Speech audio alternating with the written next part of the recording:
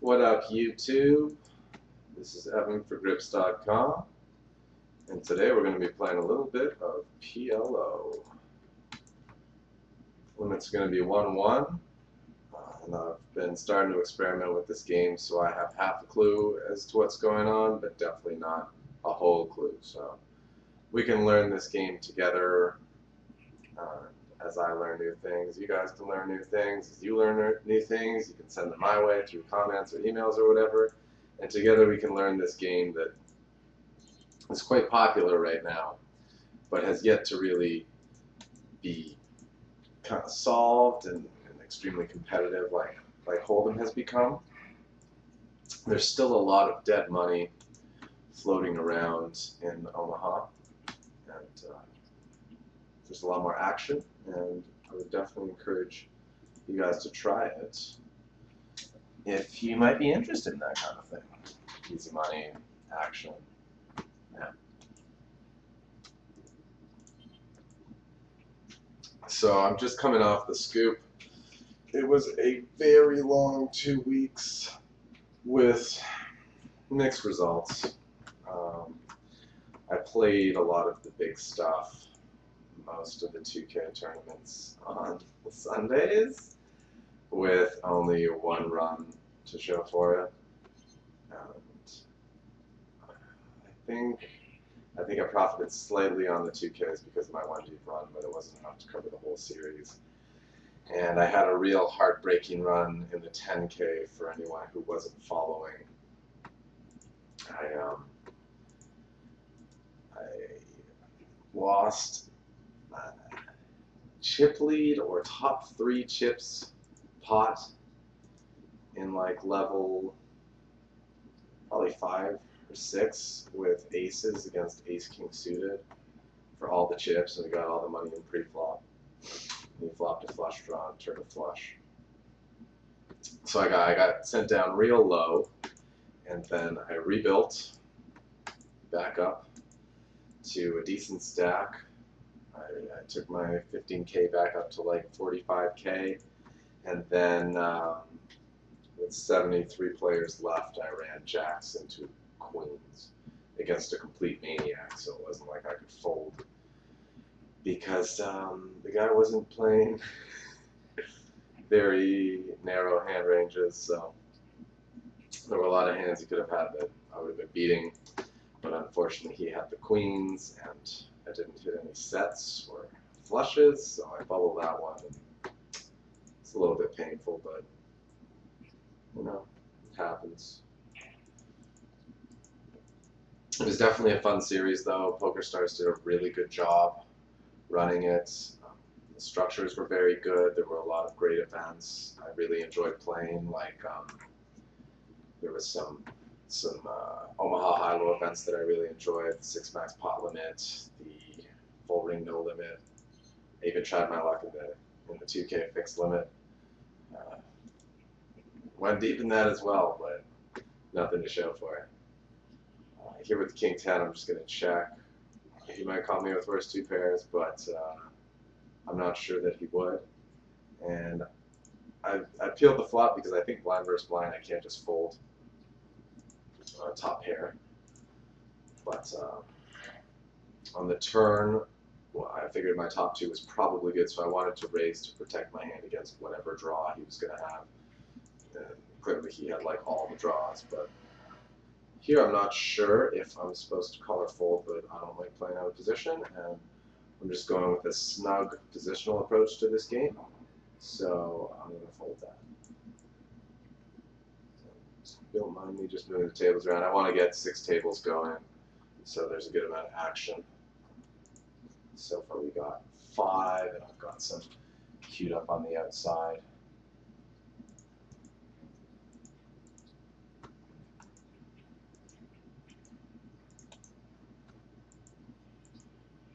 So we got one of the nut hands.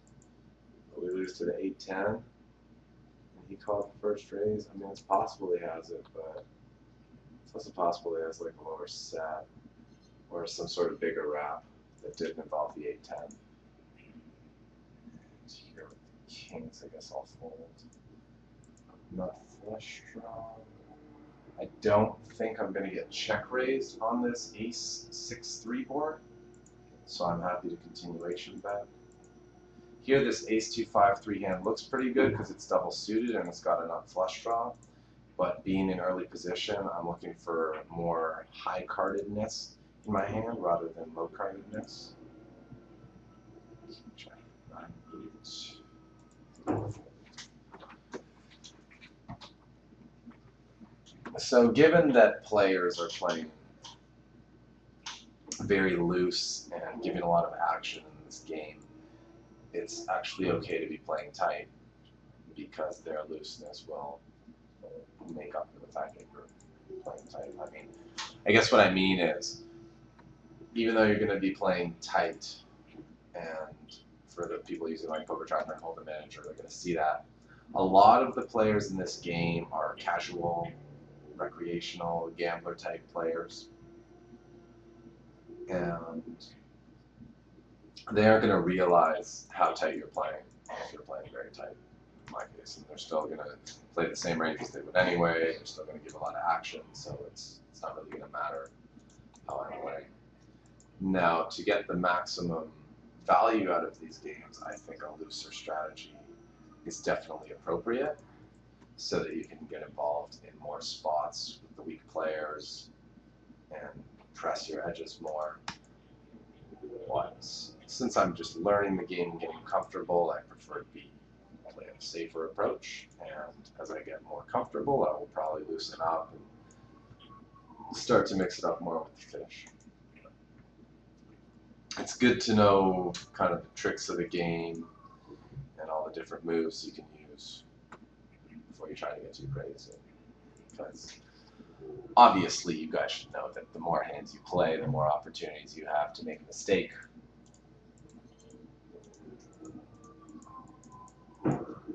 As well as the more opportunity you have to make money.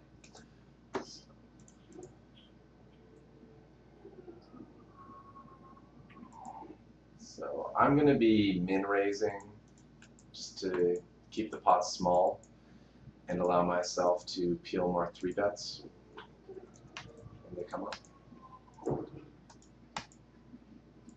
And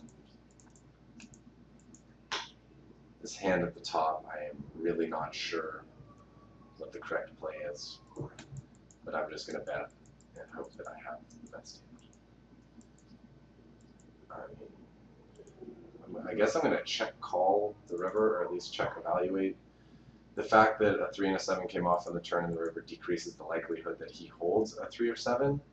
He also may have raised the flop with 2 pair, although he may have just called. But I'm gonna call in case he has some sort of straight draw.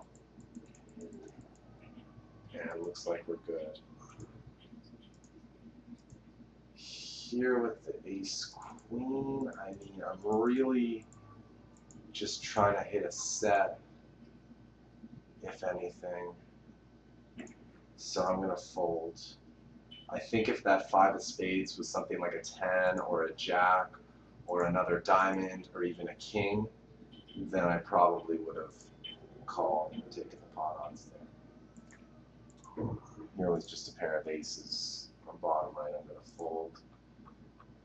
And here with decent aces, I can get more than 40% of my stack in. So I'm just going to go ahead and gamble. The general rule with aces, if you can get at least a third of your stack in, then it's fine to re-raise. But if you can only get like 20 or 25% in, you want to be more cautious about re-raising, because people will put you on aces and then call with hands that can try to crack aces or beat aces and only give you action when they've got you beat. But we flop pretty well here. And with the aces over here, I'm just going to fold. I have 1 pair, weak gut shot, and that's not worth continuing with. And look, he got the 7 deuce hammer, and he's got a set of 4s, so my aces were not looking, oh my god, but I would have made my straight. Huh.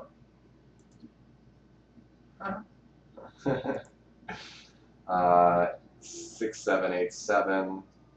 Probably raise that in later position, but from up front, I'm going to be playing very narrow range of hands, because position in this game is even more important than it is in No Limit Hold'em.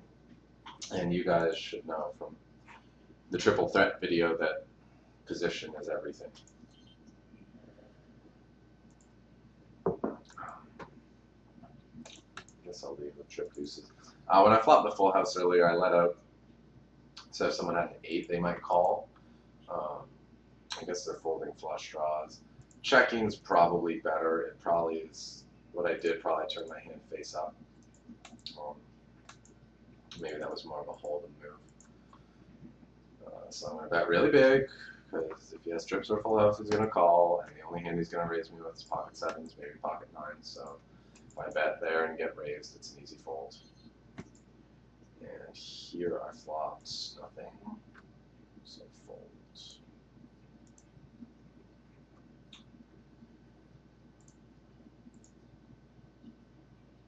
And for anyone watching who is wondering what this new mystery set I'm playing on is, it's Betfair, one of the newest partners to the On Game network. They are also going to be part of the On Game 2 network, which is the new and improved On Game with less players but more fish and better games. And Betfair they're kind of a big deal. They've been around for a very long time. They are, I think, one of the top 3 sports books in the world. They are huge in Europe. For those of you guys over in North America with me, you may not have heard of them yet, but believe me, you will soon. And I really like what they're doing. They're bringing high stakes action to On Game. Like before, the biggest Omaha game was a 50-50. They're planning to spread some 1-1, 2-2, and 300-300. And yeah, it's big, and I think they've done a fantastic job with their color scheme. It's much easier on the eyes than some of the other on-game clients I've showed you guys, like Golwyn. And I don't even want to list the rest of them. There's a billion on-game skins, but I think Betfair has the best color scheme, and they also have fantastic support. Very, very good support staff, very easy to get in touch with, as well as some great promotions, which I'll go over some other time. Or if you're interested in playing on Betfair, trying it out, send me a private message. Let me know what limits you play, and then I'll let you know what promos would work for you, because they're doing a really great job. They have promos for micro stakes players to help you build a bankroll. They have nice promos for the big grinders who want to win packages to live events or just get good value for their play. They're really trying to take care of their customers and make sure everyone's happy. So I give them a 10 out of 10. That's all I want to say, and that's why I'm playing there. Yeah. This is going to be my main site, other than Stars, of course, because for the big poker tournament, Stars is the only way to go. This guy probably flopped a set, maybe 2 pair, but I have wrap and some outs to make, you know, the bigger sets, so I'm going to call. Now I'm probably going to check raise, because I can get all in, and there's I doubt he has 3-6. I guess he could have like a 3-4, 6-7 or something, but I think my hand is good, and I want to get the money in now. And he has top 2. And he rivered me. But that's alright, I got the money in pretty good there. I think I was actually about a 90-10 favorite there. So in Omaha, that's a really good spot.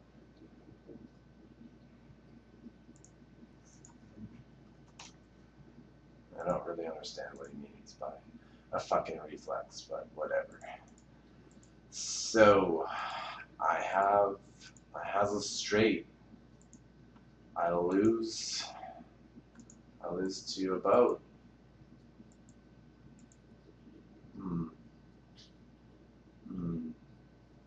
gonna go all in. This guy's probably a crab, so he could just as likely have 7, 8 as he does 6, 7. And he has a flush draw and a straight draw, and I win. So that was good. I flopped another straight. Look at that. Well, I'm actually going to play this one cautiously because if I lead out, they're going to know what I have, and because I have the straight, but I don't have redraws with the straight, my hand is actually somewhat vulnerable. Okay.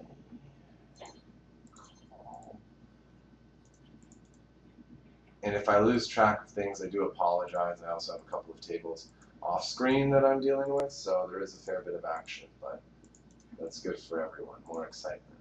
So I'm just going to check call with straight here. And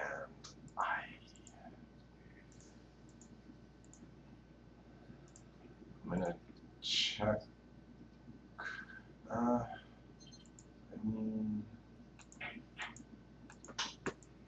Okay, I'll just run the cards out because he's short stacked and I'm not getting a bad price to just gamble with my flush draw. And he was bluffing. So that was cool. And with decent kings here, I'll call. And the fact that there's some cards working with the kings, I have some seatedness, some straight draw potential, to really increase the value of the hand. All right, this guy didn't bet the turn, so I don't think he has a full house. So we may be chopping, or I may have the best hand with the straight. But either way, I'm going to lead out and try to either get him to fold a chop or whatever. And on some outer table, I should have pulled it up. I will pull up hand history.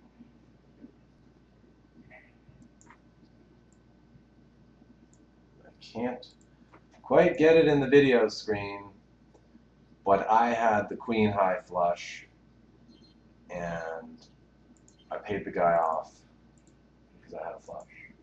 And in this game, you have to be very wary about playing king high flushes and queen high flushes, and like jack high flushes are almost worthless. You have to be very cautious, as if you're not drawing to the nuts, there's a draw out there and someone's continuing, they probably are drawing to the nuts.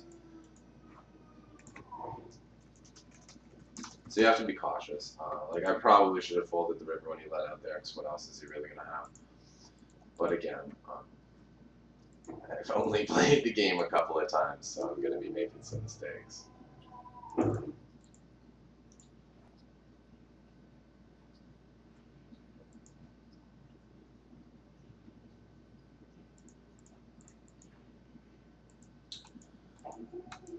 So here with these aces that are okay, I mean, I guess I could ISO, but I know I'm going to get called. So I'm just going to call, try to flop something good. Ace Jack 10-3, no good.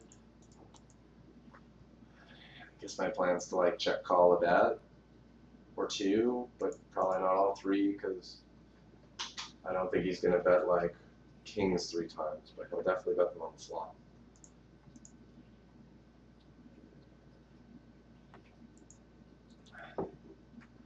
Okay, so when he checks through, he doesn't have to beat Spewy Griffin, which is clearly a pun on Family Guy. Could have some sort of boat, but I mean, I think he's going to bet regardless.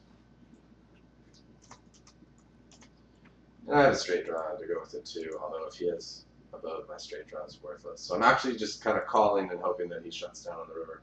I think I'm okay to call here with this Ace Jack 10-9, given I have enough flush draw and some decent connectedness, but I could get re-raised out of the pot by the initial raiser, which really sucks. And yeah, all right, I think he probably has a full house to bet again, so even though I made my straight, I'm just gonna fold.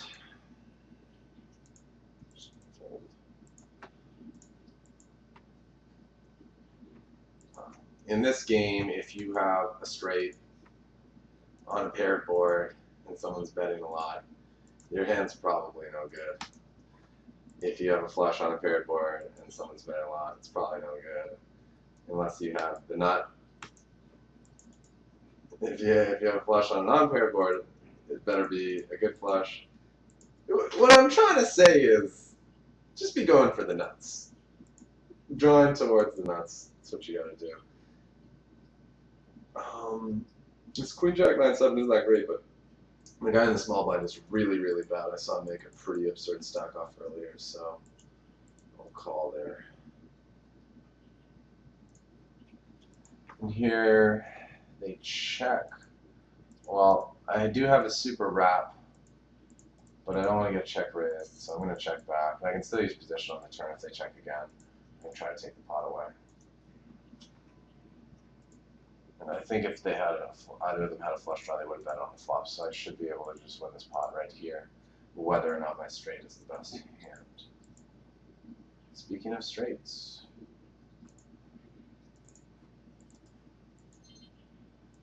I'll bet here, but I won't call a raise, and I wouldn't call like a front bet or something on the river. I'm just betting because I kind of think I have the best hand, and just want to get some value, I guess, slash not get drawn out on by some gutter that I gave a free card to. Here we have both versus top pair, top kicker with a lot of redraws. That's one of them. That's what's cool about having trips in Omaha. As long as your kickers are high, there are lots of cards you can hit to make you the best hand. Alright, so just go big. And when you guys are playing this game, if you don't know how much to bet, you generally won't go wrong with just betting full pot every time. I think there are some occasions where betting different amounts, like half the pot, or a third of the pot, or 3/4 of the pot, are appropriate, but I don't know what they are yet, so I can't tell you them yet. So for ease of play and peace of mind, you want to bet the pot, or bet the pot minus like a couple of clicks, like you go pot. Oh, I'll wait till the action's on me. It will be here. So if I wanted to bet it out pot, then maybe I go one down, save with post flop. But I mean, you're pretty much just betting the pot anyway.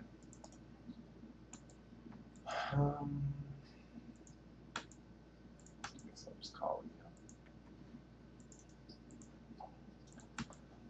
I'm not sure. I mean, these aces I've gotten have been okay. And I think the first time might have been a re-raise, because if I got through the guy on the button, then it was just that I had a half position on the other player.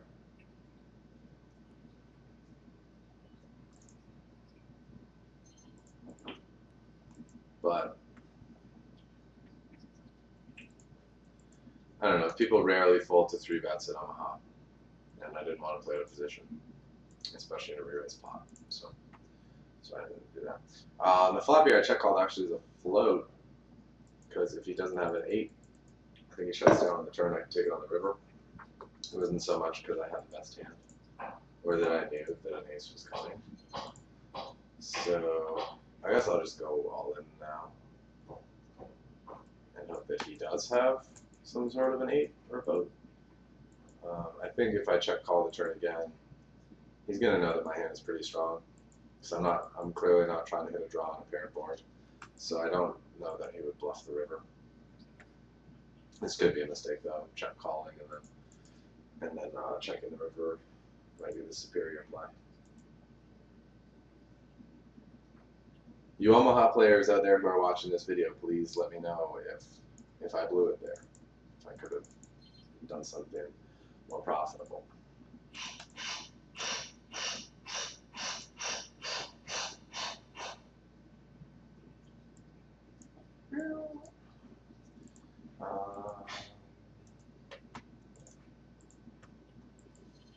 I'll limp along with the Queen King, Queen 5, double suited. We got that, double suited. With big pairs in Omaha, it's definitely cool to overlimp. The main value with these hands will actually come when you overset people, because you get your money really good if you have them overset it and there's nothing else going on in the hand draw-wise. So allowing someone else to see a cheap flop with a hand they might have folded pre-flop that involves some small pairs definitely is not a bad thing.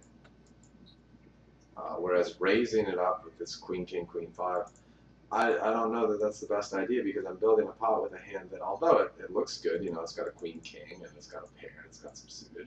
I mean, it just doesn't hit the flop that often. And when it does hit the flop, it's not really hitting the nuts on the flop. Like, I don't even have an ace-high flush draw, so. That's my reasoning for just overlapping. Clearly, I'm pretty good at hitting boards.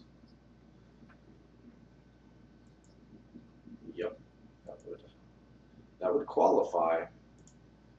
Ooh, eight's full of fours.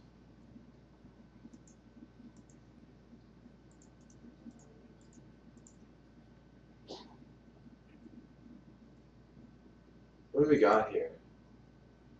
Jackson a flush draw against, not flush draw and a straight draw. So hard to tell if someone made a mistake because there's so much going on. Alright, I guess I will bet out with this boat now. I'll raise up these aces. I have enough flush draw. King, queen, 10, 9 is quite connected. Sorry, you guys can't see those aces that I was talking about, but if something cool happens with them, I'll bring them up. Fucking, I'll bring them up anyway. Why not?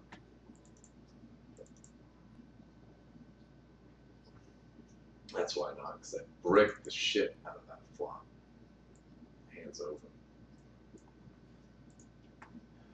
I'm checking it back, and the turn is a brick. Yeah. Flop, top pair, and a wrap. Don't want to get check raised off the hand, which a flush draw or a set or a two pair might do, so I'll check and see if we turn, and there it is. Not. Some guy bet big on the turn where I had aces, and I folded. Because one pair is not what we're trying to make in this game. Straights and flushes. Straights and flushes, maybe some full houses. I'm going to bet just because this guy defended after like posting so he could have any four. And I just kind of want to get some more info about the hand, maybe shut it down. So, I mean,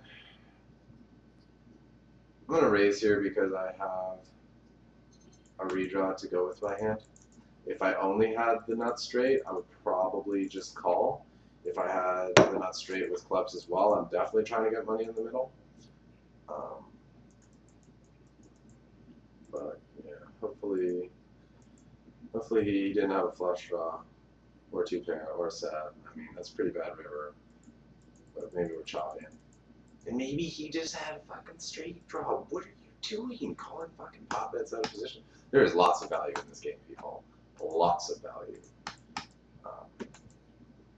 We got some excitement. I'll break them up. Double suited aces. Double suited aces. Now these aces, there is no question I am re-raising because they are double suited.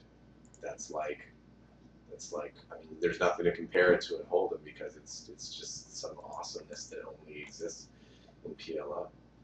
I'll bet here, and if I get check raised, well, I would call, but I wouldn't be happy about it. And here, I'm just gonna get it really small. This might be one of those times where mixing up the bet size is appropriate.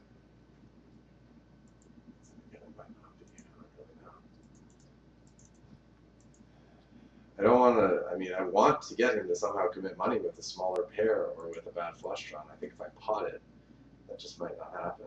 I'm going to fold this. I think it's close. If the 4 was anything more useful, I would play it, but it wasn't. Okay, so I need an ace or a club. Alright. His hand's pretty legit there. King, king, queen, 9. Can't get mad at him for that. What price was I getting on return? 35 to win 70. So I was getting 2 to 1. My equity was not that good. I think I can't fold because of the random factor that he could be some random bad player who's going to be in there with a lot of hands other than just a queen. But again, could be wrong. I don't know.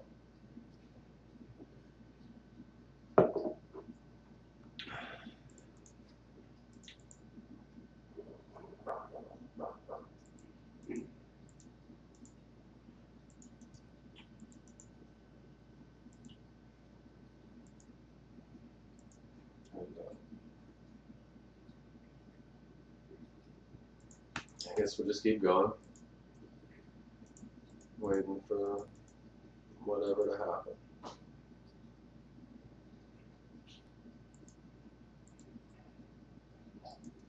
Do apologize if there's any strange background noise.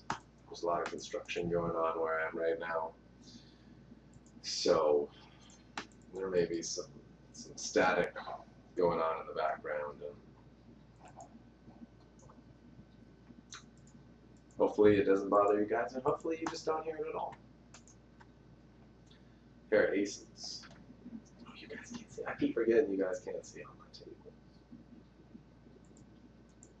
Put in the comments if that's annoying, that there's action going on that you guys don't get to see. Alright, that's decent. When looking at rundowns, obviously the best rundowns are 4 cards in a row. As there start to become gaps, the value of the hand gets a lot worse because it's harder to flop wraps, which is the name for like a super straight draw. You know, like in Hold'em, your gut shot's a bad straight draw, and your open-ended's a good straight draw. Well, a wrap is like having 2 open-enders, or an open-ender or a gutter, or sometimes even more, which means you have cards on both sides of the straight draw that wrap around it, and you just have like a million outs. Anyway, those are one of the things we really try to flop in this game. Straights are a big money maker.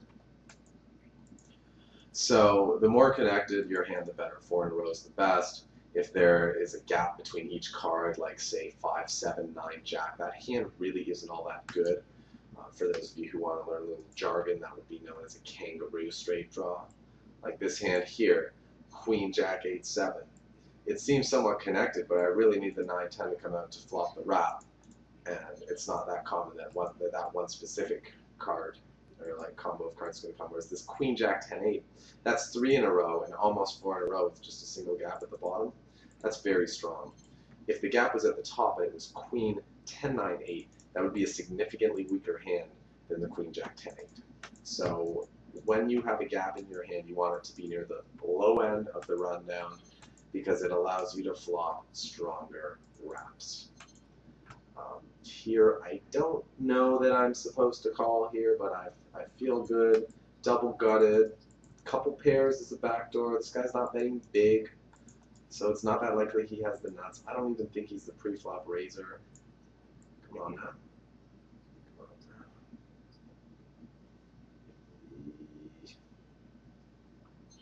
Where?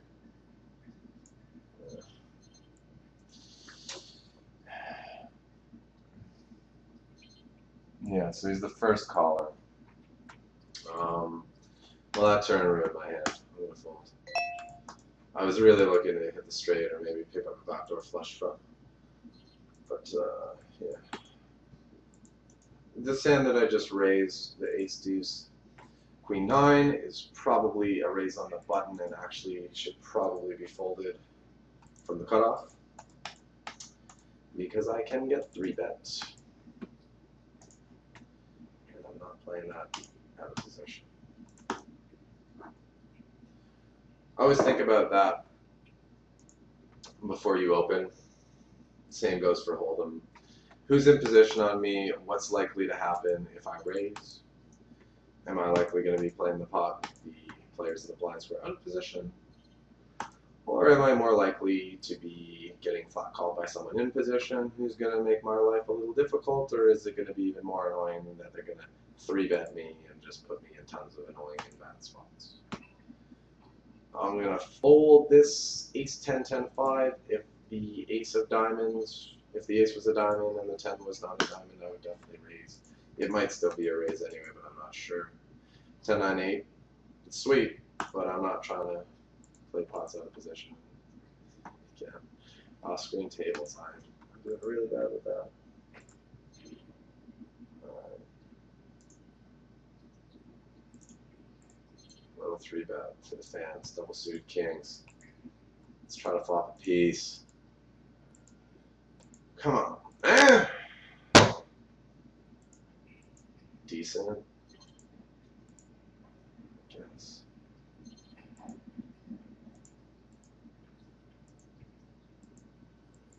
I feel like getting check raised would suck.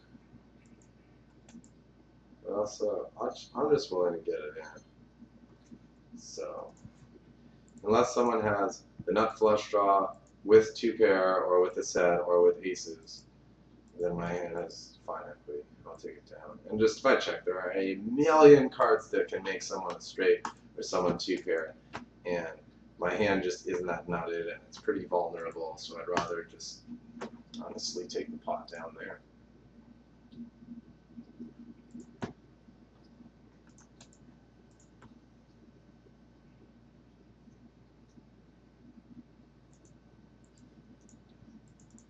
Yeah, so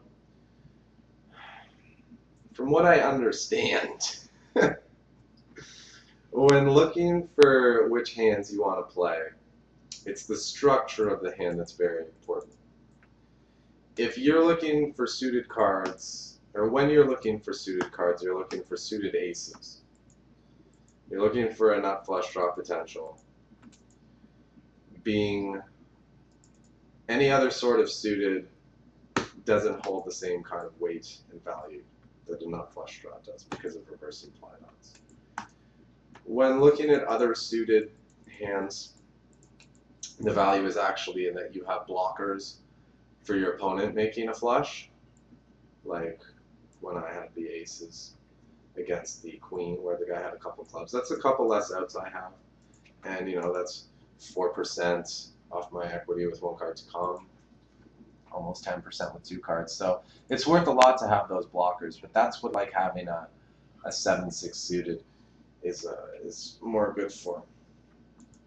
Now, in the case of, that's more so for multi-way pots where people are going to be drawing to the nuts. If you're in a heads-up pot, especially a re-raised pot, having suitedness will add some value, but it shouldn't be the main focus of your hand.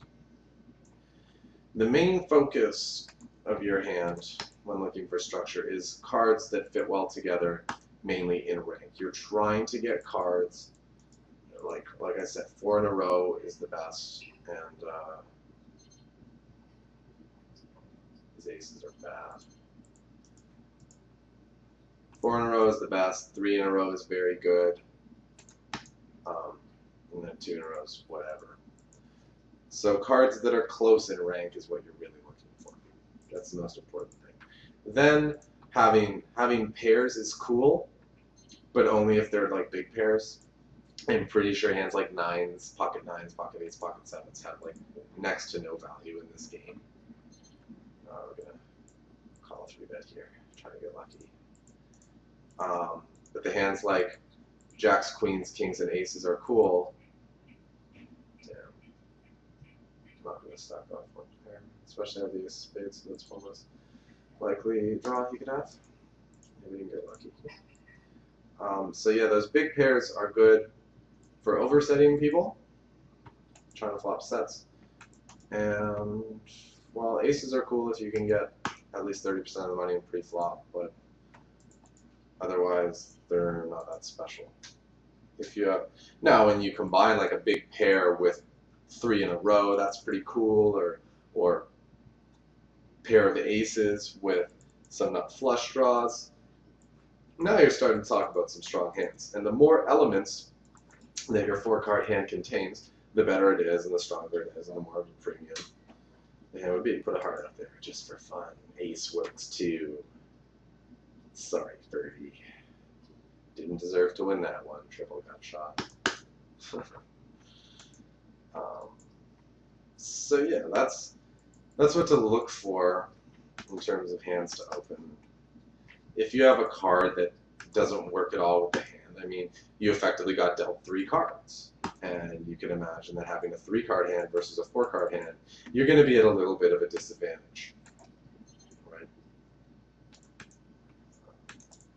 So having like 2 hold'em hands, like, you know, ace, king, 6, 7, double suited, isn't that good because you have 2 hold'em hands, but you don't really have a sweet Omaha hand. You don't have a hand that works well together. And in hold'em, you get dealt 2 cards, so you have 1 hold'em hand. In Omaha, because I can use, in this top right example, I can have pocket aces, or I can have ace jack suited, or I can have jack 8 off, or I can have ace 8 suited. You know, there's like, you get 6 hold'em hands to work with if your cards work well together. When you have a card that's completely unattached to the rest of the hand, you've limited your hand combination. Now maybe you have 4 hold'em hands, or 3 hold'em hands, or 2 hold'em hands. And the more hold'em hands you have, the better, because the more ways you can flop equity, and the more potential and opportunities you will have to continue with a hand, to see later streets, play bigger pots, you know, play for stacks, all that fun shit. And I guess this guy is saying that he outflopped my aces, but I have the nut flush draw. So I'm just going to go for the suck out. Hopefully he flopped like 2 pair nuts straight. Even if he has a set, I have aces and out. Alright, he's got bottom 2. My hand is very live. That's a winner.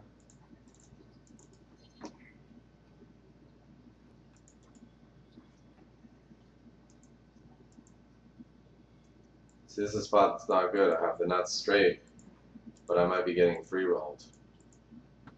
So maybe I shouldn't have bet. I mean, watch. I'll get it in, and he's going to have minimum nut straight. I'll probably have the nut straight with something else. No way, you weren't bluffing. Yeah, see, he's got the nut straight with the flush redraw. Whew, sweat. So I mean, I'm getting free rolled there 20% of the time, which is not cool.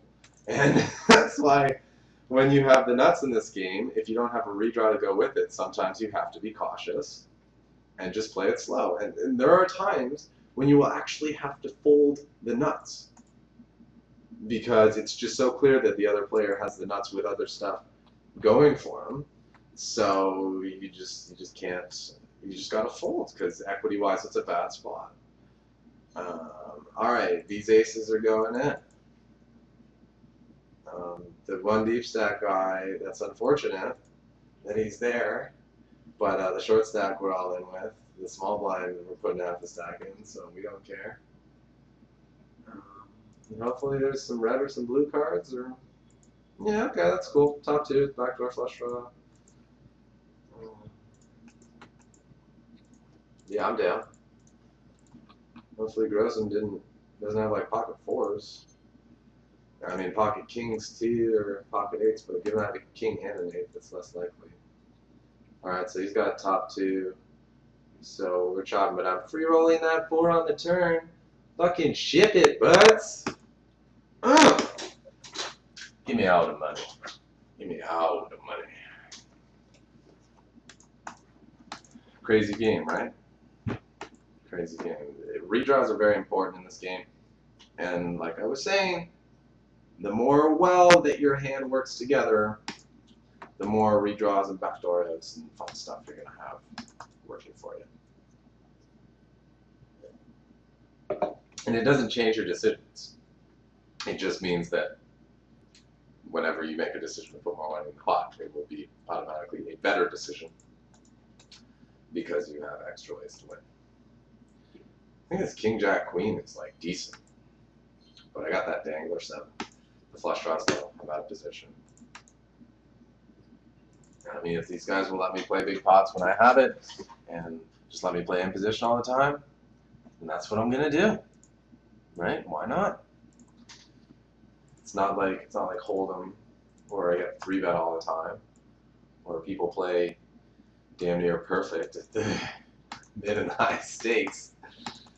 So I don't have to play like game theory optimal or anything like that. Just play how I want to play. And right now I want to play 2 aces to the middle. Later. And flop to flush. Gonna play these nuts cautiously. No, I don't have the nuts. And this King 10-9, King 10-9-8 is quite good.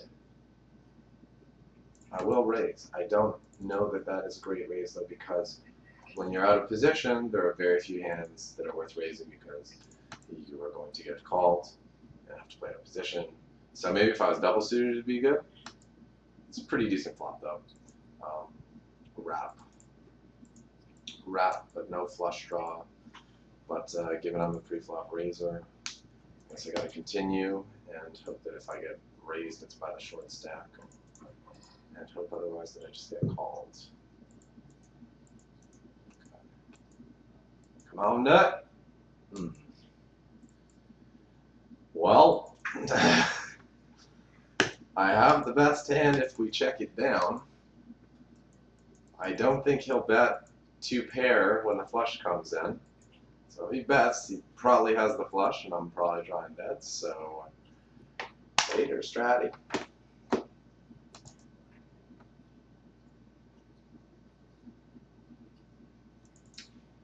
So definitely let me know what you think of this, guys. I'm actually having more fun making this Omaha video than I do making the Hold'em videos. Probably just because the game's new to me and it's exciting to me, so it's just fun to be involved in the action and doing things.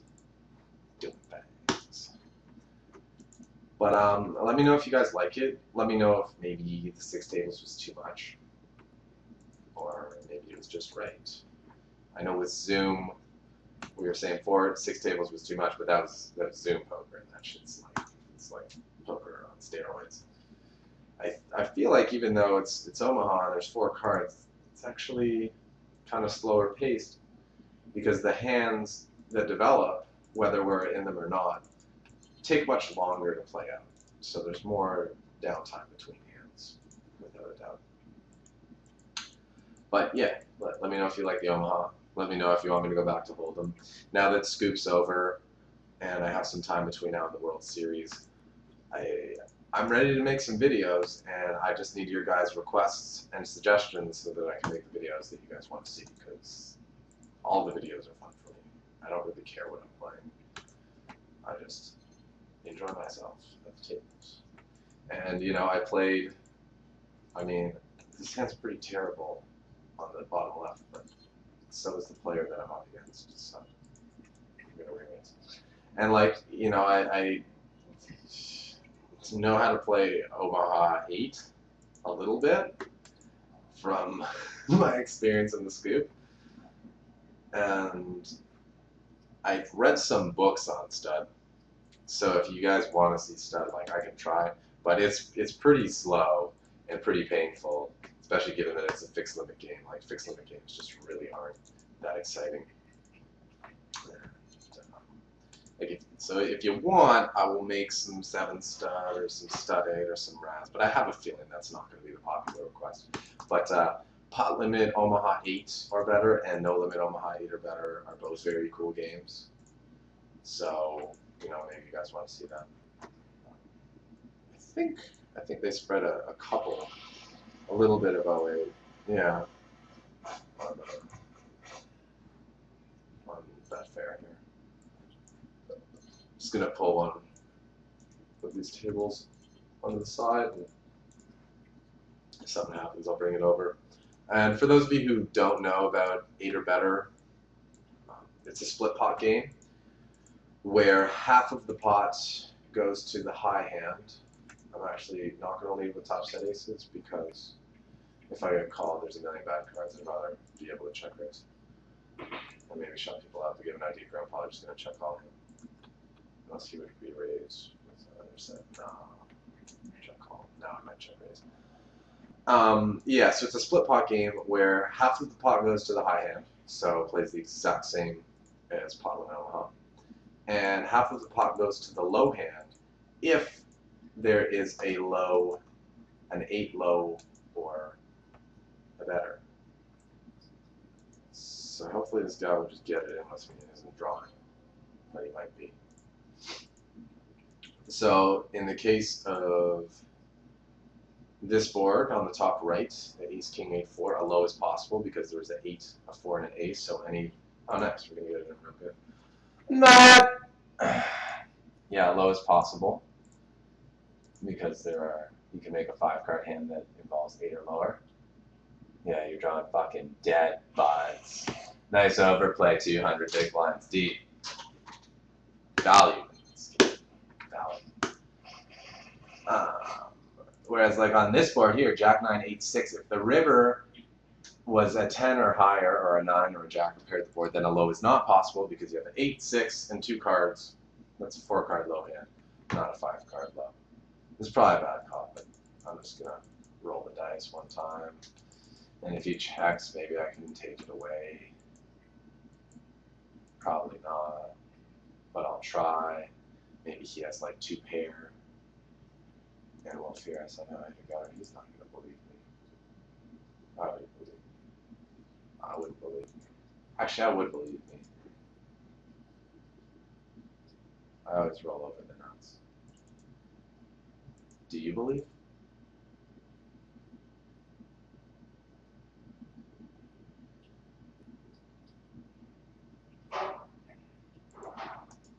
Never believe. Okay, well, I guess we'll just do 2-3 more minutes. I think we're getting to a fairly long video, and we managed to have a lot of fun spots. And I think we covered a lot of good material in this video. So, I think we have one earlier video. So, it's the second Omaha video. I think this is a pretty good starting point, and there's a lot of good directions we can go from here. So, as always, comments are appreciated, whether you post them on the video thread or on my channel, or you want to send them to me via email, or you want to send me a PM on YouTube, please do it up. I'm always very excited to have new comments and contacts in my inbox. It really makes my day.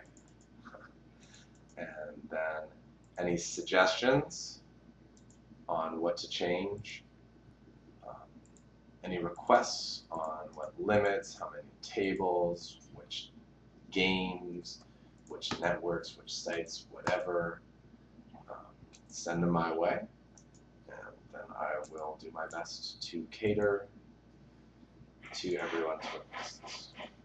If I get completely overwhelmed, it's going to be majority rules and whatever the most people want to see is what we'll do, but I think I have enough time that I can cover everything. So, good game, Storis.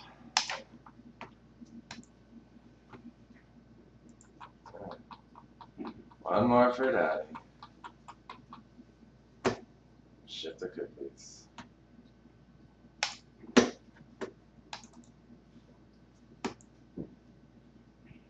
All right. For those of you who don't know or have forgotten, my email is evan@grips.com. That's EVAN at GRIPSED.com.